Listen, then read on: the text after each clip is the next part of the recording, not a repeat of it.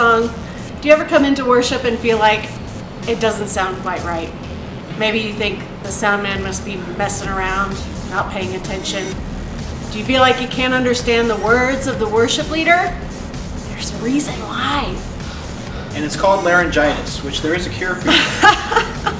But basically, it's the sound system, honestly. Like, there's stuff going on that you probably have never even heard the concept of, which is what we're going to talk about today. So we have equipment that really just isn't working anymore.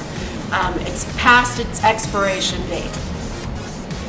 Yeah, it's kind of like old baloney. And nobody likes old baloney. But we want worship in this place to be something that's easy to do. We want to make it easy for you to be able to just sing and really enter into the presence of God. Did you guys know that sound waves coming from these speakers that are on the opposite sides of the room on the outside actually try to make their way to your ears and make your brain go into overdrive in order to be able to tell that there's even a sound?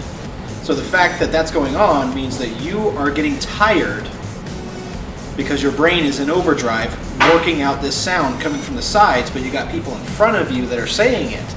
It's kind of like you're having to attend calculus before you ever even get to sing.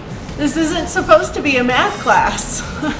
Yeah, I was never much of a math major. Yeah, I love math, but still, that's the way you're this one of place. those. Yeah, I'm one of those. Yeah. So we want to tell you about a couple of things that we are doing in order to fix this problem. So we brought in a sound engineer. He's got over 30 years of experience, and he's worked with everybody from Lady Gaga to Frank Sinatra. This brother and gentleman who loves the Lord went over all of our stuff with a fine-tooth comb, and he gave us one basic message: your stuff is garbage. So with that in mind, we actually had him come in a few times, go over everything, give us the best case scenario, and do a little bit of research for us to tell us exactly what was going to work for us. So he came back with a specific recommendation of the equipment we're going to need to get. This equipment will take us to an entirely new level, something that we've never before experienced, at least not since these speakers were brand new when the church bought them in, I think, 1990 or so. So if you consider that these speakers are about 26 years old, it's definitely time to upgrade. So the speakers that we'll get will actually hang above the worship area. And we're actually looking at subwoofers as well. And the goal is not to make things louder in here. Our services will still run about 90 decibels, which is right where they ought to be. If you go to a professional concert, you're actually still going to be around 90 to 95 decibels.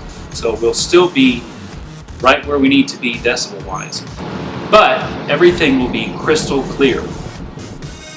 That means you're going to be able to hear everything you need to, and worship will just happen for you. You won't have to think about it anymore.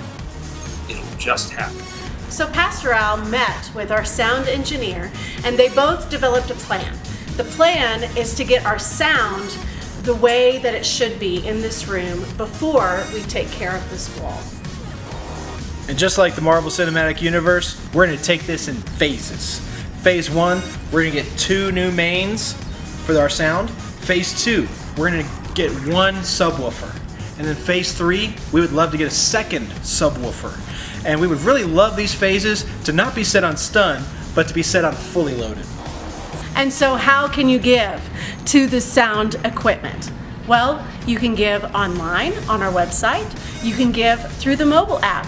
You can also give on Sunday morning with your offering envelope and mark your giving Sound Rescue.